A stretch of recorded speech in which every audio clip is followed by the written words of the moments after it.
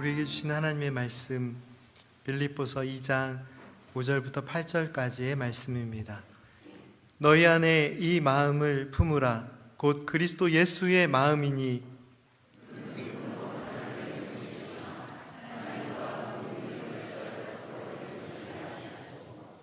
오히려 자기를 비워 종의 형체를 가지사 사람들과 같이 되셨고 사람의 모양으로 나타나사 자기를 낮추시고 죽기까지 복종하셨으니 곧 십자가에 죽으심이라.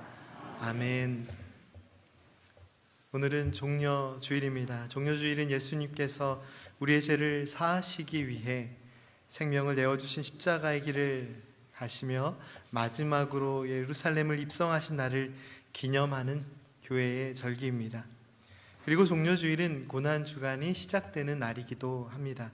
예수님께서 어린 나귀를 타시고 예루살렘에 입성하실 때 수많은 사람들이 모여 종려나무 가지를 흔들고 호산나 찬송하리로다, 주의 이름으로 오시는 이여 가장 높은 곳에서 호산나, 그렇게 구원의 주님을 찬양하였습니다.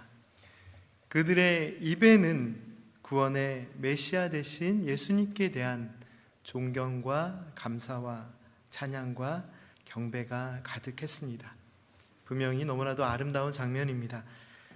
하지만 이 종려주일이 어떤 기쁨과 감사의 시간으로만 느껴지십니까?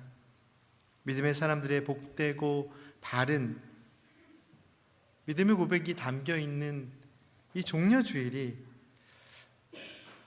사실은 그렇게 평안하게만 느껴지지 않습니다. 물론 고난주간이 시작되는 날이기 때문에 그렇기도 하겠지만 이들이 드린 이 바른 찬양의 내용을 통해서도 겉옷을 바닥에 깔고 감사와 존경을 담아 종려나무 가지를 흔든 그 경배가 합당한 찬양과 경배이었음에도 불구하고 이 결말이 우리는 어떻게 이어지는지를 잘 알고 있기 때문에 항상 종려주일은 하나님을 찬양하며 하나님의 구원의 은혜를 찬양하며 우리를 위해 십자가의 길을 걸어가시기 위해 예루살렘으로 입성하시는 주님께 우리도 호산나 찬양을 드리면서 늘 마음이 무겁습니다. 제가 예루살렘으로 입성하시는 예수님의 모습을 직접 뵙지는 못했지만 이 찬송과 경배 가운데 계신 우리 주님은 어떤 마음 또 어떤 모습이셨을까요? 결코 평안하지 않은 모습으로 계시지 않으셨을까라는 생각을 하게 됩니다. 방금 전에 설명드린 대로 예수님께서 예루살렘에 입성하신 후에 불과 며칠이 지나지 않아 이들의 찬송과 경배가 어떻게 바뀌었는지를 우리는 잘 알고 있습니다. 호산나 우리를 구원하소서라는 이 찬양과 경배의 소리는 예수님을 십자가에 못 박으라는 외침으로 바뀌었습니다. 왜 그들은 이 불과 며칠 만에 하나님을 향한 그 감사를 우리 주님께 호산나 이 찬양에 담아 드렸었는데 예수님을 향한 원망과 저주의 마음으로 그를 십자가에 못 박으라고 왜 그렇게 외쳤을까요? 우리는 이 부분에서 하나님의 말씀을 조금 더 신중하게 이해하고 해석할 필요가 있습니다. 예루살렘에 입성하시는 주님을 바라보며 그들이 드렸던 찬양의 고백이 헛된 것이었을까요? 잘못된 것이었을까요? 아닙니다. 이 찬양의 고백은 성경 말씀에 그대로 하나님께서 가르쳐 주신 믿음의 고백입니다. 그들은 분명히 구원의 하나님을 향하여 감사를 드리며 자신의 겉옷을 벗어 주님께서 가시는 길에 깔아드리고 종려나무 가지를 흔들며 호산나 우리를 구원하소서 예수님께 존경과 감사와 영광을 표현하는 그런 찬양을 드렸습니다. 호산나 다윗의 자손이여 찬송하리로다, 주의 이름으로 오시는 이여 가장 높은 곳에서 호산나, 이 찬양의 고백이 잘못된 것이 아닙니다. 그런데 이 찬양의 고백이 바른 고백임에도 불구하고 그들의 마음의 중심에 하나님을 향한 온전한 찬송의 고백이 없었습니다. 방금 전에 우리가 함께 읽은 말씀에서도 제가 읽어드린 말씀에서도 잘 드러나 있지만 예수님께 다윗의 자손이여 라고 찬송합니다 라고 외쳤던 이들의 고백은 이사야서 11장 1절 말씀에 하나님께서 주신 약속의 말씀입니다. 이사야서 11장 1절 말씀을 함께 읽겠습니다. 이새의 줄기에서 한 싹이 나며 그 뿌리에서 한 가지가 나서 결실할 것이요. 이새는 다윗의 아버지가 되는 사람입니다. 따라서 이사야 선지자가 선포하는 이 말씀을 통해 하나님께서는 다윗의 뿌리에서 구원의 주님이 오실 것을 약속하십니다. 그렇기 때문에 호산나 다윗의 자손이여 우리를 구원하소서, 이 고백은 매우 성경적인 하나님께서 가르쳐 주신 믿음의 고백입니다. 그런데 이 고백을 드리는 사람들의 마음은 어땠을까요? 다윗의 자손이여, 이 고백을 드리는 사람들의 마음은 하나님의 우리를 향한 구원의 계획을 알고 있었을까요? 이 백성들은 분명히 입으로는 하나님께서 가르쳐 주신 약속의 말씀 그대로 다윗의 자손이여 우리를 구원하소서라고 찬양과 경배를 드리고 있었으나 그 마음에, 그 계획에는 전혀 다른 생각들이 있었습니다. 이제는 예수님이 입성하시면 다윗과 솔로몬의 그 영광이 회복될 것이라는 기대가 가득 차 있었습니다. 그들의 마음의 고백은 호산나 우리를 구원하소서, 다윗의 자손이여 우리를 구원하소서라고 분명한 믿음의 고백, 하나님께서 원하시는 고백을 드렸지만 그 고백을 드리면서도 자신들의 계획과 바람이 이루어지는 것에 초점이 맞춰져 있었다는 사실입니다. 우리를 죄와 사망으로부터 건져주실 주님이 아니라 다윗의 영광을 회복시켜줄 그러한 왕을 기다리고 있었다는 사실입니다. 성경 말씀이 약속하고 있는, 또 예언하고 있는 다윗의 자손 예수 그리스도의 모습은 어떤 모습이었을까요? 스가랴 선지자가 예언하는 하나님의 뜻, 스가랴서 9장 9절 말씀을 함께 읽겠습니다. 시온에 따라 크게 기뻐할지어다, 예루살렘에 따라 즐거이 부를지어다. 보라, 내 왕이 내게 임하시나니 그는 공의로우시며 구원을 베푸시며 겸손하여서 나귀를 타시나니 나귀의 작은 것 곧 나귀 새끼니라. 아멘. 우리 주님은 성경 말씀 그대로 어린 나귀를 타고 우리 곁에 오셨습니다. 그러나 백성들은 그 어린 나귀를 타고 오시는 예수님께서 왜 어린 나귀를 타고 들어오시는지를 이해할 수 없었습니다. 그들은 적어도 그 순간에는 어린 나귀를 타고 들어오시는 예수님의 모습을 보고 실망하지 않았습니다. 왜냐하면 비록 어린 나귀를 타고 오셨지만 주님은 바다 위를 걸으시고 죽은 자를 살리시는 주님임을 알고 있었기 때문입니다. 그래서 어린 나귀를 타시던 수많은 군사들을 이끌고 오시던 능력의 주님께서 오시는 그 사실에 감사하고 행복했습니다. 그런데 무엇이 바뀌었습니까? 어린 나귀를 타고 오신 주님은 그 모습 그대로 종교 지도자들의 손에 잡혀서 결박당하신 모습으로 빌라도의 궁전 앞에 그 뜰에서 서 계셨습니다.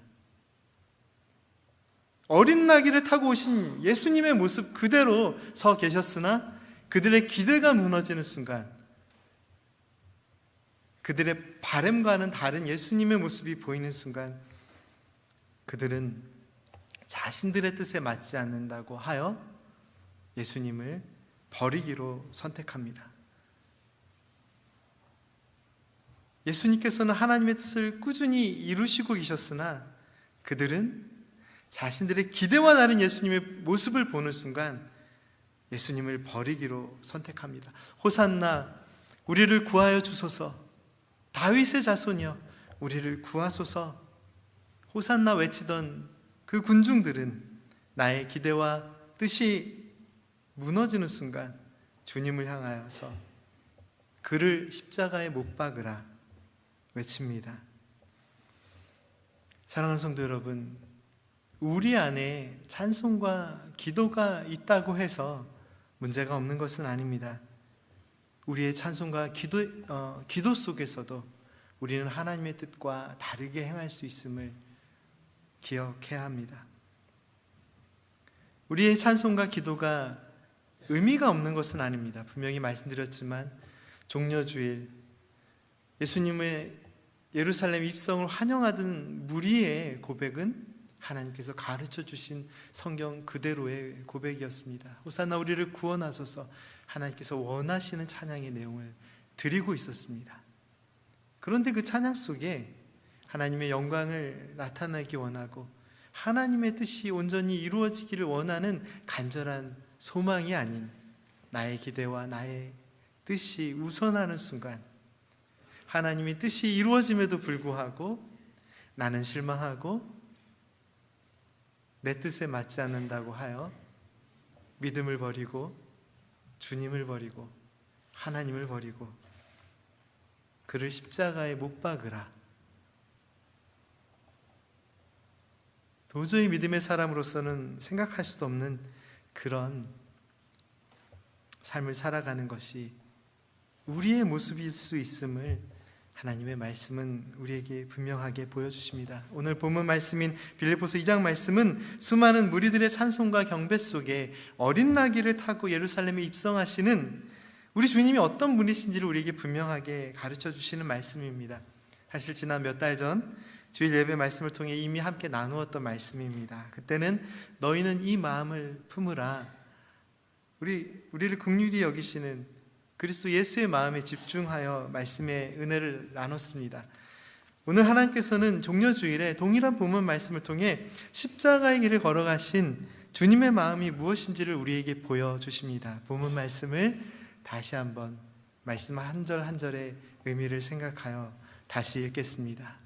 너희 안에 이 마음을 품으라, 곧 그리스도 예수의 마음이니 그는 근본 하나님의 본체시나 하나님과 동등됨을 취할 것으로 여기지 아니하시고 오히려 자기를 비워 종의 형체를 가지사 사람들과 같이 되셨고 사람의 모양으로 나타나사 자기를 낮추시고 죽기까지 복종하셨으니 곧 십자가에 죽으심이라.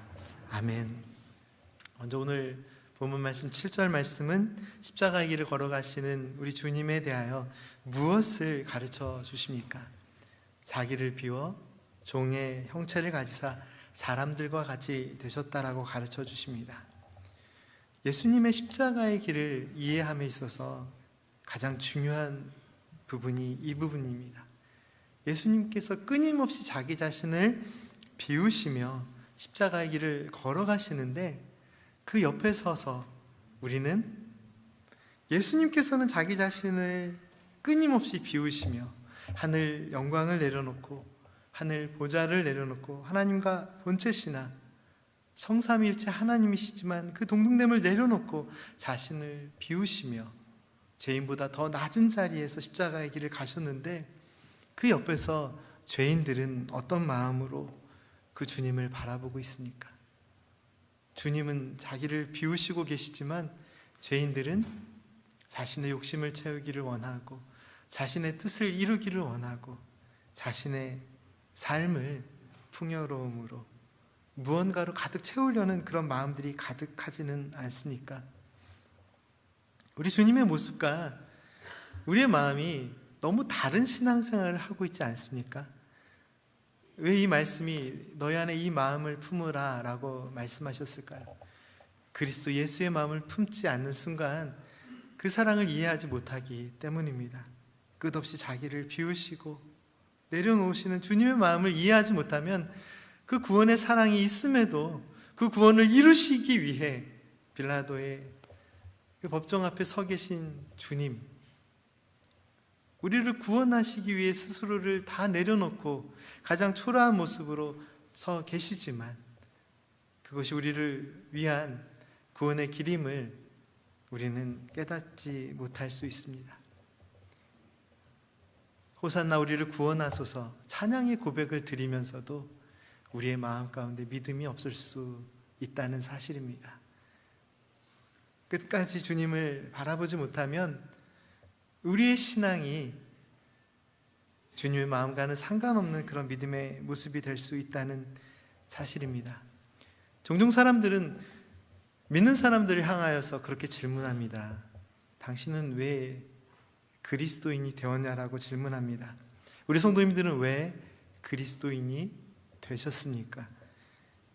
우리를 살리시기 위해 모든 것을 내려놓으시고 오직 우리를 향한 사랑의 마음 때문에 자신을 끝까지 비우시며 우리를 사랑하시고 용서하신 그 은혜가 있기에 오직 그 은혜로 예수님을 믿는 그리스도인이 되었음을 잊지 말아야 합니다. 부끄럽지만 저는 주님의 뜻을 따라 살겠다라고 목사가 되었습니다. 그런데 목사도 마찬가지입니다. 목회자도 주님은 자신을 끝까지 비우시며 우리를 사랑하시는데 저와 같이 부족한 목회자들은 무언가 채우고 싶은 이런 욕망들이 너무나도 많은 것 같습니다. 주님께서 우리를 사랑하시고 구원하신 방식은 끝까지 자기를 비우시는 것인데 그 주님을 믿는 목회자들이 자신의 이름이 드러나기를 원하고 자신이 무언가가 되기를 원한다는 건 너무나도 참 안타까운 일이 아닙니까? 혹시 제 안에 그런 모습들이 있다면 기도해 주시고 가르쳐 주시고 또 늘 말씀해 주십시오. 또 한편으로는 그래서 그런 생각이 듭니다. 낮아짐에 대하여 두려워하지 말아야겠다. 내 삶의 비워짐에 대하여 두려워하지 말아야겠다. 사랑하는 성도 여러분, 성도님들의 삶도 마찬가지입니다. 인간은 누구나 비워짐에 대한 두려움이 있습니다. 쥐고 있던 것들이 놓쳐지는 순간 마음이 아프고 괴롭고 허전하고 불안하고 무언가 잘못 산 것 같은 그런 생각이 들 때도 있습니다. 우리는 주님을 바라보는 믿음의 사람입니다. 예수님의 사랑을 의지하는 믿음의 사람입니다. 그렇기 때문에 우리가 늘 기억해야 할 모습도 어린 나귀를 타고 가시는 예수님의 모습입니다. 끝까지 자기 자신을 비우시는 그 주님의 사랑이 있기에 오늘 나의 삶 가운데 비워짐이 허전하지 않음을, 자신을 비우시고 우리의 삶을 은혜와 사랑으로 채우시는 그 하나님의 사랑이 있다는 것 하나만으로도 오늘 우리의 삶을 은혜로 감사로 살아야 할 이유가 있지 않습니까? 십자가의 길을 걸어가신 예수님의 자기 비움의 사랑과 함께 우리를 향해 이루시는 또 하나의 은혜의 사랑이 있습니다. 그 사랑이 무엇입니까? 낮춤의 사랑입니다. 다시 말해 낮아지심의 사랑입니다. 오늘 한 가지 너무나도 죄송한 것은 아무리 힘을 내려도 힘을 낼 수가 없습니다. 이유를 모르겠습니다. 종려주일 호산나 주님을 찬양하는 것이 너무나도 행복한 일이 되어야 되는데 그냥 마음이 너무 무겁고 아무리 힘을 내려고 해도요 이 목소리가 잘 나오지 않습니다. 어디가 아파서 그런 것이 아닙니다. 우리를 위하여 자신을 비우시고 낮아주신 주님의 그 사랑 앞에 우리가 어떻게 소리내어 이 죄인된 우리가 어떻게 하나님을 찬양하고 예배한다고 자신 있게 고개를 들고 서 있을 수가 있을까요? 그러나 그럼에도 불구하고 죄인을 용서하시고 사랑하시는 그 주님의 사랑이 있기에 주님의 낮아지심을, 주님의 비워지심을, 그 사랑이 나를 채우시고 높이시는 사랑임을 의지하며 하나님의 말씀을 전합니다. 사랑하는 성도 여러분, 오늘 이 종려주일에 우리의 기대와 바람은 도대체 어디로 향하여 있습니까? 호산나 다윗의 자손이 우리를 구원하소서. 이 찬양과 경배 자체가 잘못된 것이 아닙니다. 하지만 우리가 매일 찬양과 경배를 드리는 신앙의 삶을 살면서도 우리를 살리시기 위해 어린 나귀를 타시고 자기를 비우시고 끝까지 낮추시사 십자가에 죽기까지 자기를 낮추시며 구원의 길을 걸어가신 주님의 뜻을 이해하지 못하면 우리의 찬송도 경배도 공허한 소리가 될 수 있습니다. 주일날 기쁨으로 찬양했던 이 찬양의 고백이 곧 주님을 향한 원망의 마음으로 바뀔 수도 있습니다. 삶이 비워지는 것, 그리고 낮아지는 것, 이 두 가지는 세상의 모든 사람들이 두려워하는 인간의 삶의 어려움입니다. 그러나 우리 주님은 모든 사람들이 피하고 싶은 그런 모습, 삶이 비워지고 삶이 낮아지는 것, 자신을 비우시고 낮아지심을 통해 우리를 구원하셨습니다. 왜 그렇게 하셨을까요? 우리를 사랑하시기 때문입니다. 우리를 사랑하시기에 아주 작은 것 하나도 남겨두지 않으시고 다 내려놓으셨고 십자가에 죽으시기까지 낮아지셨습니다. 마지막 십자가에 달리는 순간에도 내가 하나님의 아들이라면 내려와서 구원해보라, 조롱과 비방과 채찍질과 능욕과 모욕을 다 당하셨습니다. 우리 주님은 비우심과 낮아지심이라는 사랑의 방식으로 우리의 삶을 하나님의 은혜로 채우시고 또한 하나님의 사랑의 품으로 우리를 높이셨습니다. 주님의 비우심이 우리의 삶의 채움을 의미합니다. 주님의 낮아지심이 우리의 삶의 높아짐을 의미합니다. 그렇기 때문에 우리는 반대로 나의 기대와 나의 계획과 나의 바람이 무너져 내가 깊은 절망 가운데 있을 때, 내 모든 것이 비워지고 내 모든 것이 무너져서 낮아지는 순간에 나를 채우시고 나를 하나님의 사랑으로 그 은혜로 높이시는 주님을 바라볼 수 있어야 합니다. 믿음이 무엇입니까? 주님을 바라보는 것이 믿음입니다.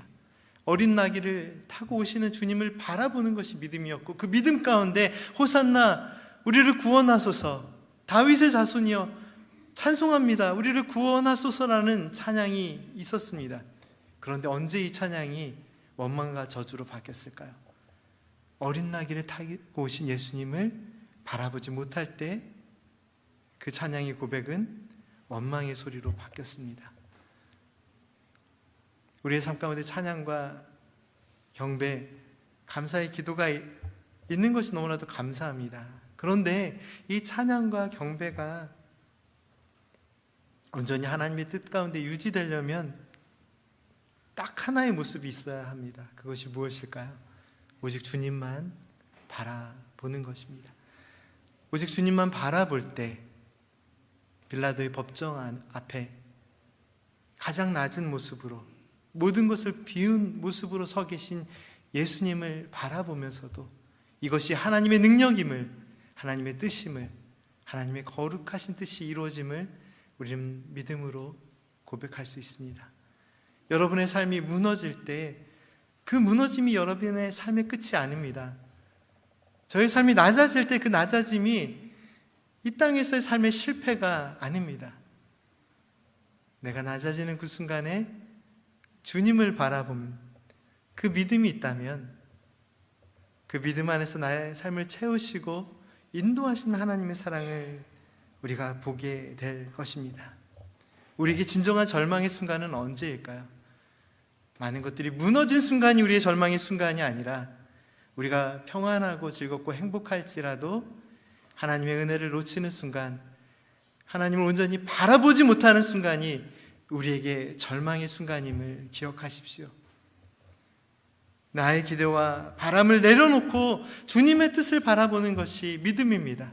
내가 무너지고 깨어지는 그 순간에도 주님께서 나를 위해 그곳에 서 계심을 바라볼 수 있다면 그 순간이 우리의 삶의 회복이 시작되는 순간임을, 이미 또한 시작된 하나님의 역사하심이 이어지는 순간임을 우리는 기억해야 합니다.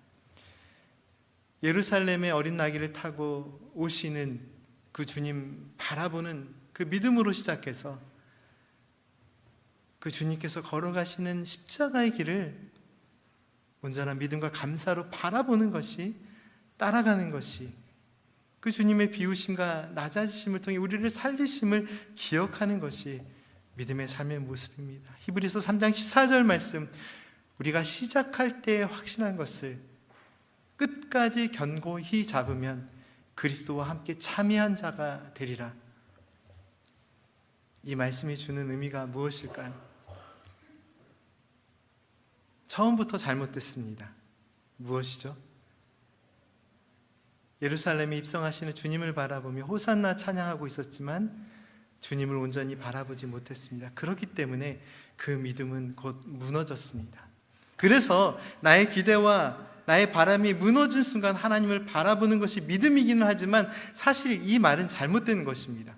믿음은 처음부터 주님을 바라보는 것입니다. 그리고 끝까지 주님을 바라보는 것이 믿음입니다.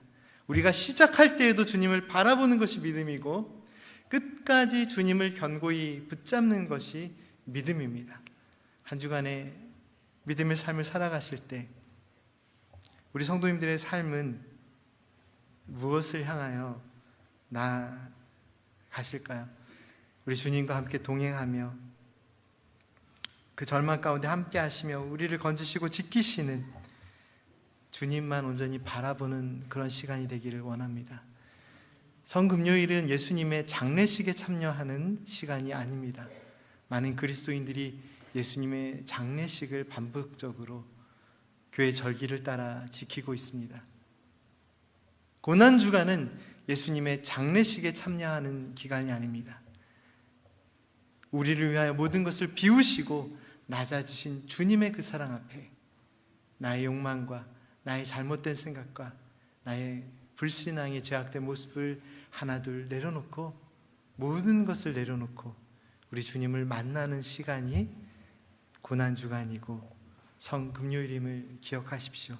주님과 함께 동행하며 처음 드린 이 호산나 우리를 구원하소서 이 믿음의 고백을 한 주간 내내 온전히 하나님께 올려드리는 그런 저희들의 삶의 모습이 되기를 간절히 소망합니다.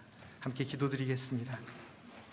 거룩하신 하나님, 우리를 사랑하시기에 종의 형체로 사람들과 같이 되시기를 주저하지 않으셨던 주님의 비우심과 십자가의 죽으심까지 낮아지신 그 은혜와 사랑에 감사드리며 저희의 삶을 드립니다. 우리를 위해 죽으신 그 사랑을 의지하며 그러나 우리가 감히 예수님의 장례식에 참여하는 마음처럼 그런 어둡고 답답한 마음으로 살아가지 않게 하여 주시고 우리를 죄와 사망으로부터 건지시고 부활하셔서 새 생명을 산 소망을 주신 주님의 그 은혜를 바라보며 호산나 우리를 구원하소서 그 믿음의 고백으로 끝까지 주님만 바라보며 나아가는 은혜의 한 주간이 되게 하옵소서. 예수님의 이름으로 기도드립니다. 아멘.